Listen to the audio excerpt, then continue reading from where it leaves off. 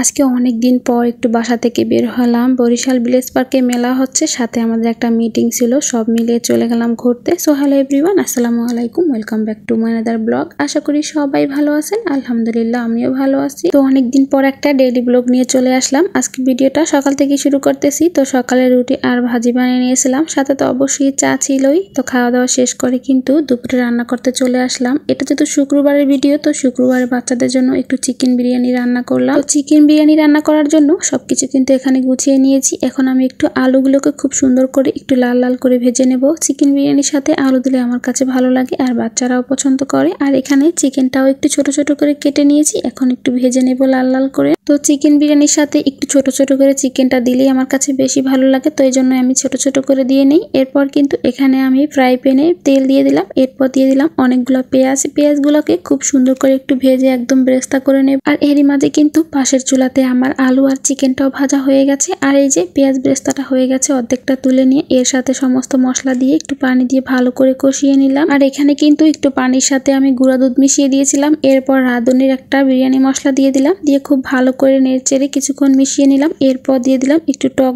দইটা দিয়েও খুব ভালো করে একটু মশলাগুলো কষিয়ে নিলাম। এরপর ভেজে রাখা চিকেন আর আলুগুলো দিয়ে দিলাম। এরপর খুব ভালো করে আবারও নেড়েচেড়ে মিশিয়ে নেব। তো আমি যেইভাবে চিকেন বিরিয়ানিটা খুব সহজে রান্না করি সেটাই আপনাদের সাথে শেয়ার করি। আসলে আমি অতটা পাকা রাঁধুনি না, তবে আমার হাতে রান্না আমার প্রিয় মানুষগুলো অনেক বেশি পছন্দ করে, এটা ভেবে আমার ভীষণ ভালো লাগে। বিশেষ করে আমার হাজবেন্ড, আমার বাচ্চারা অনেক বেশি পছন্দ করে। এছাড়া সব প্রিয় মানুষগুলোই আমার হাতে রান্না পছন্দ করে। এরপর একটু ভালো করে কষানো হয়ে গেলে কিন্তু এর ভিতরে আমি অল্প পরিমাণ পানি দিয়ে ঢাকনা দিয়ে দিলাম। এখন ঢাকনা দিয়ে কিছুক্ষণ রান্না করে নেব, একদম ঝোলটা টেনে একদম যখন তেলটা ভেসে উঠবে ততক্ষণ পর্যন্ত।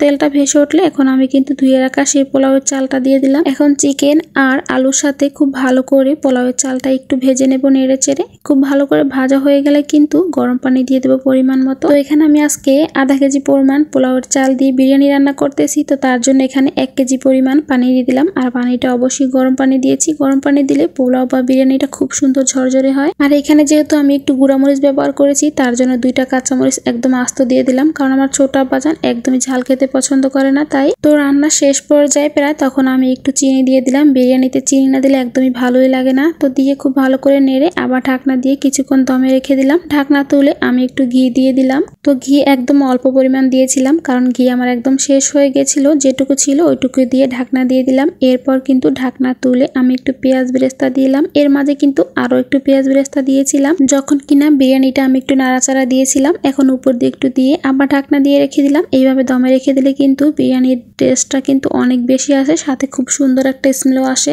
তো দুপুরে খাওয়া দাওয়া শেষ করার পর আমার হাজবেন্ড কিছু কাঁচা তেঁতুল নিয়ে আসছে, তো লবণ আর মরিচ দিয়ে সেই কাঁচা তেঁতুলটাই খাচ্ছিলাম। আর অনেক বছর পর খাচ্ছিলাম। ছোটবেলা নানু বাসায় গাছের থেকে পেরে নিয়ে তারপর খেতাম, অনেক বেশি ভালো লাগতো। যদিও এখন আর আগের মতো সেই টকটা খেতে আর ভালো লাগে না। মাঝে মধ্যে মনে হয় আমি হয়তো বুড়ি হয়ে গেছি, এই জন্য অনেক কিছু আমার কাছে এখন ভালো লাগে না। তো যাই হোক, সন্ধ্যার দিকে কিন্তু আমরা চলে আসলাম। ওই যে বললাম না, ভিলেজ পার্কে আমাদের একটা কাজ ছিল, সেই কাজে আর সাথে কিন্তু মেলা ছিল, যেহেতু একটু ঘুরে যাব তাই। তো এখানে কিন্তু আমরা প্রায় 20টা ফ্যামিলি ছিলাম, সবাই মিলে একদম গোল মিটিং এ বসে গেলাম যে এখানে একটা সিদ্ধান্ত হবে। আমরা যেহেতু ডিসেম্বরের দিকে ঘুরতে যাব, তো কোথায় যাব সেটা নিয়ে এখানে আলোচনা হচ্ছিল। তো এখানে আমাদেরকে জিজ্ঞেস করা হয়েছিল যে আমরা কোথায় যাব। তো আমরা সবাই কিন্তু সিলেট যাব বলছিলাম। তো পুরুষরা মানে ভাইয়ারা বলছিল যে আমাদেরকে কাছাকাছি কোথাও নেবে, যেহেতু আমাদের সাথে বাচ্চা আছে। তো আমরা কিন্তু চেয়েছিলাম সিলেট যাব, জানি না কোথায় এখন নেয়। তো ভাইয়ারা অনেক ভয় পায়, যেহেতু ছোট ছোট বাচ্চা আছে আমাদের সাথে। তো যাই হোক, এক জায়গায় গেলেই হয়, একটু ঘুরতে গেলে একটু ভালোই লাগে বাচ্চাদের আমাদের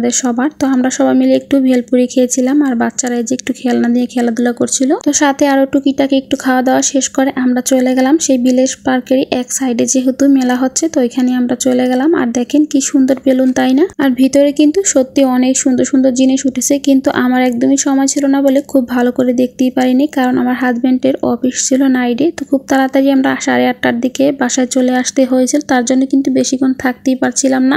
আর এখানে দেখেন আমার হাজবেন্ড কি করতেছে, এটার নাম কি আমার একদমই জানা নাই। তো যাই হোক, আজকের মতো ভিডিওটা এখানে শেষ করলাম। সবাই ভালো থাকবেন, সুস্থ থাকবেন, আল্লাহ হাফেজ, আসসালামু আলাইকুম।